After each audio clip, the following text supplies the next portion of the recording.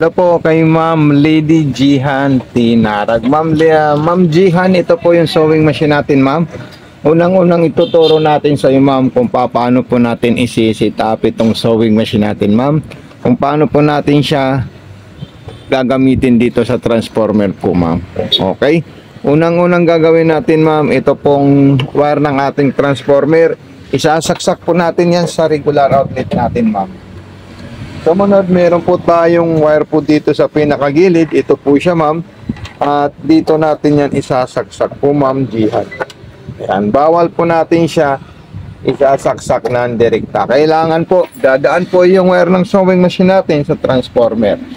Okay? So, isunod naman natin dyan, ma'am. Yung sa ilalim, ito po yung bobbing natin dito, ma'am. Ayan, nakikita niyo po siya, ma'am. Ito po siya. Okay, so may pa-freebies po tayo dito, ma'am.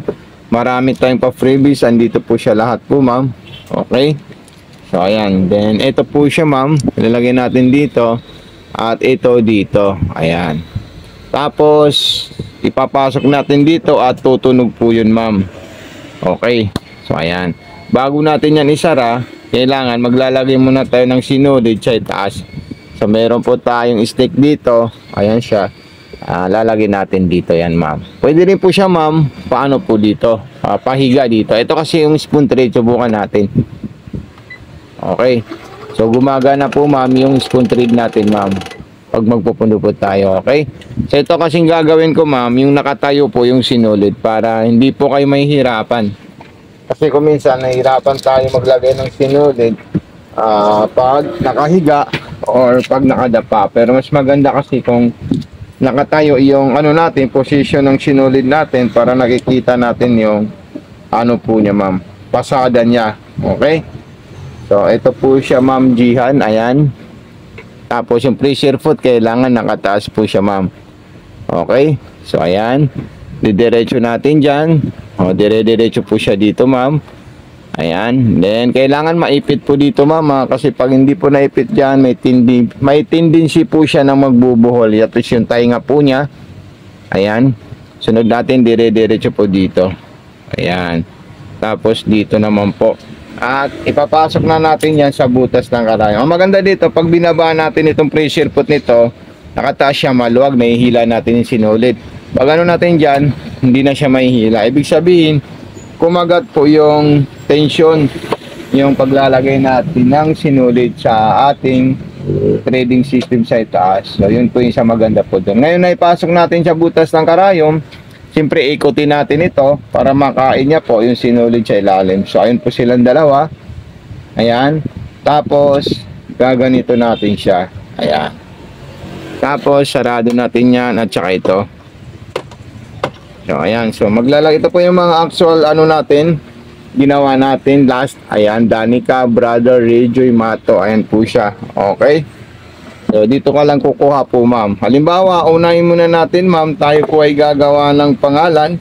Ang gusto natin pangalan is si Lady. Okay, ito Lady na lang, Lady.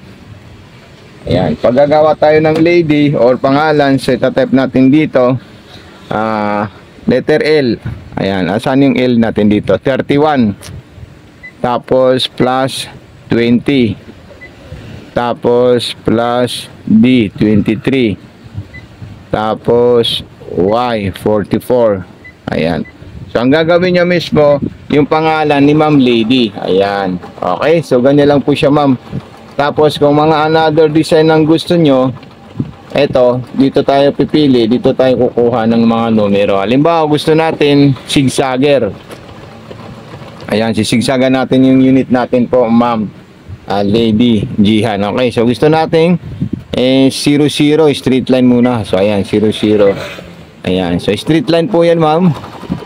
So pag gusto mo naman po zigzagger, 02. Ayan, kung gusto niyo po medyo mabagal yung takbo, i-adjust nyo lang po ito, ma'am. Ayan. Ayan po siya, ma'am. Tama lang po yung controller ng ating sewing machine. Hindi naman po siya paspas bumilis. So hindi rin siya mahina tumakbo. So ayan. Ipakita natin kay Ma'am Lady Jihan yung ginawa po ng ating sewing machine. Okay? So ito po siya, ma'am, yung ginawa po niya. Lady, tapos dito straight line, tapos zigzag. Ito para sa distance, ito para sa lapad ng zigzag po ma'am. Pag mayroon pong ilaw, dali lang po yan, pailawin nyo lang po siyang dalawa, makikita nyo po kung ano magiging result ng stitches natin dito. Okay? So ayan, pinailaw po natin yan, tapos nasa ano po tayo, 0-0 muna tayo, pailawin natin yan. Okay, so malalayo po yung lakad niya, stop ko to. So ayan, yung pa rin yung takbo niya, so stop ko to at pailawin ko to. Ayan, so ibig sabihin ito po yung distance ma'am, ito yung distance ng tahi, ito naman po yung lapad ng zigzag. So nag-gauge natin yan ma'am. So ayan po siya ma'am, ang ganda at ang solid. Tapos gagawa tayo ng mga iba't ibang klaseng design natin, pang piping at ibang klaseng stitches. So dito kung gusto niyo po mag piping, ayan, number 14. So ayan po siya ma'am, ang ganda ng design na pang piping. Ayan, so talagang napaka solid po yan ma'am. Ayan, then yung pang aging naman po niya, mayroon po siyang number 4, 04. Ayan, pang aging po yan, yung tatlong sinuli ng pasada po niya. Okay, tapos kung magbo-board na po kayo ng ibang design, let's say gusto natin number 12 scallop, so meron po yan. Tapos button holder, meron din po yan. Manual embroidery, number 11. So ayan, so lahat po ng design makikita nyo po dito, pwede nyo po ipagawa sa kanya ma'am. Okay, so dito naman, kung mga gusto nyo po yung mga jack and foil, mga ganitong klaseng design, so dito po tayo kukuha. Halimbawa, ang gusto po nating design or gusto nating embroidery is pangrakrakan na kotse. Ayan, meron po tayong 75. So ayan, so kotse ang gagawin po niyang design. Tapos kung buhaya, meron po tayong 54. Kung mga seafoods, 85. Halimbawa katana 85 yung seafoods na ipapagawa natin sa kanya. Kahit ano po dyan ma'am, pwede 62, 61, yung mga tao o doon ng tao o anong klaseng design, pwede natin ipagawa sa kanya ma'am. Okay, so meron na pong maliit na papel po dito ma'am. Paki-subscribe po yung YouTube channel namin, paki-follow yung Facebook page namin, at follow and like, share po yung TikTok shop natin. So maraming salamat po sa iyo ma'am.